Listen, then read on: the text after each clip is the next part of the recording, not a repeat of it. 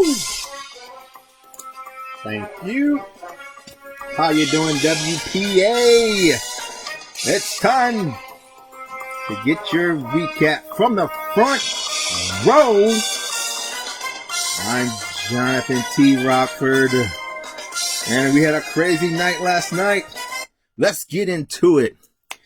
We had some debuts last night from some competitors. First match of the night, Cancel Culture versus Casper. According to Johnny Rocco, Casper the friendly ghost. And I will tell you what, he might as well not have been there, because Cancel Culture just totally dominated the match. He did get in a little bit of offense, but it was not enough at the end, as Cancel Culture hit him with a DDT and got the 1, 2, 3. Yeah, that rhymed, I know. And our second match of the night, the Anomalym. I wish this guy would stick with a name. Faced Big Mel. Now, this guy's name, I will say Johnny made fun of him in his little pre-cap the other night. And he told him his name sounded like a nerd. So he must have thought really hard when he changed it. And the change worked, because guess who got the win over the Anomalym? Big Mel, in his debut match. Surprises the Anomalym with a roll-up and a 1, 2, 3. It was crazy. And of course, you know, the Anomalym said it was rigged against him. You know, he's got that conspiracy theory thing going on there. And sometimes I would almost believe him, but good job, Big Mel. In our third match of the night, Jay LeMasters versus Martel the Carpenter. And we were waiting for Martel to unleash, as he's been on a hot streak lately. But unfortunately, sometimes you can't fight fresh meat and beat it. Martel couldn't beat the meat. We'll pay for that later. But Jay LeMasters surprises the Martel, getting the victory. Well, we got two newcomers. They're 2-1 right now between the three of them. So that's... could they make it a third win of the night? Well, Johnny the Body went against the Wraith. And I'll tell you what, he must have heeded Johnny Rocco's warning about beating the Wraith, because he went out there and showed he deserved to be called Johnny the Body. And the Wraith, unfortunately, is now 0-3 versus people named Johnny. What? No, I'm not shortening my name to Johnny to tickle on the Wraith. I'm an announcer. Okay? Yeah, that's what I do. I do recaps. Shut up. I'm doing it. And our next match, it was, speaking of which, Johnny Rocco versus Bobby Buttercream. And Johnny was excited to actually go to the ring and face Bobby, as he's faced him before. Waiting to get a taste of that chocolate cake he asked for. Unfortunately for him, Bobby Buttercream, when he turned around, had a vanilla 5-layer cake. And Johnny does not like vanilla icing, so he tossed it out the ring, which also angered Bobby, and he slapped Johnny. Must have thought he was fighting the same person from last week. He must have thought he was fighting an Anomalym, because Johnny looked at him, and normally it would have been midway through the match and Johnny would have snapped, but Johnny immediately snapped his foot off in Bobby's ass. I'll tell you what, I guarantee Bobby won't be throwing any more slaps in Johnny's face, disrespecting him like that. But it was a tough match. Bobby even had Johnny trapped in a sleeper hold at one point, but Johnny was able to escape it. And as he got out of it, some kind of way he got Bobby in position and hit him with the Annihilator. I don't know how that guy does it. We were all waiting for him to do the Charm City Driver again, and he hits the Annihilator. He must have saved me saving that one for another time. But Johnny Rocco gets the win, and then smeared some cake in Bobby's face and told him next time, make it chocolate, buddy.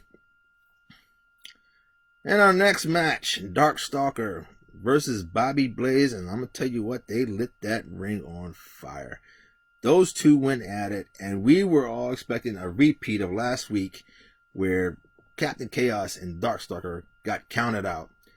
But Darkstalker wasn't going to have that repeat, and he felt disrespected by Bobby Blaze, most likely because Bobby Blaze walked in the ring with a mask on, with a clown face on it, and a DS on the forehead, disrespecting the Darkstalker. And Darkstalker, after the match, after he beat Bobby and got the win, I tell you what, he issued a warning to anybody saying, you better think twice about disrespecting me, or I'll be seeing you in your dreams. You know what's funny is Darkstalker had issued a challenge earlier in the night for his Game Changer title, and nobody answered the call, amazingly, that I know of. Do you think? Did anybody? No one. So he's still the Game Changer champ. That's a weird belt. I tell you what.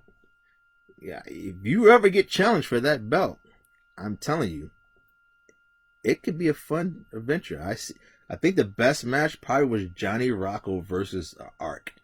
That match went on for a whole month before a winner was decided. And that was the first match for that title. Johnny won it, and then he lost it to Bobby, who lost it to Martel, who lost it to the Darkstalker, who's now our current Game Changer title champ. Amazing match, though. But in the end, like I said, Darkstalker overcomes Bobby Blaze and beats him, solidifying that he is Sinister, and OVE is just shit. Speaking of Sinister, our next match featured a triple threat match between Jermaine Walker, Captain Chaos, and Flash. You have three factions representing here. You have Sinister, OVE, and MDK all day. So you're wondering which faction would have the strongest members show up. Well, in the end, despite the high aggressiveness of Captain Chaos and Flash against Jermaine Walker came out with the win, pinning Flash after Captain Chaos had taken him out already and was about to pin him himself. Jermaine tossed Captain Chaos out the ring, flipped him off, pinned Flash, and then after he pinned him, we thought he was about to help him out because, Jermaine, at the end of the day, he can be kind of classy. He went and got a cupcake and laid it on Flash's chest and said, maybe next time, buddy. In our second triple threat match, we had Ark versus JT Money versus Pierre Saint-Demion. And I'll tell you what, we were expecting JT Money to come through and get the win. Ark, however, had a different outcome in mind, as he took out both JT Money and Pierre. And I'll tell you what, he hit a double clothesline that flipped them to inside out. And in the end, he hit his last move on Pierre, and that was it.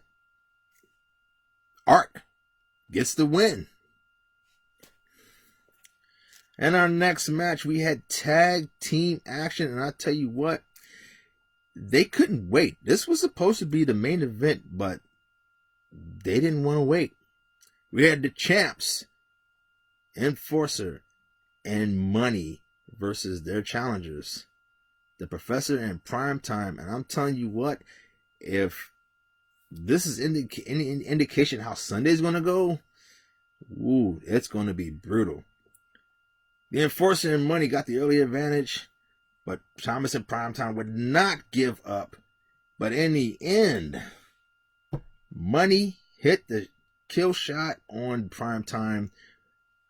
Enforcer took out the professor to hold him, stop him from interfering.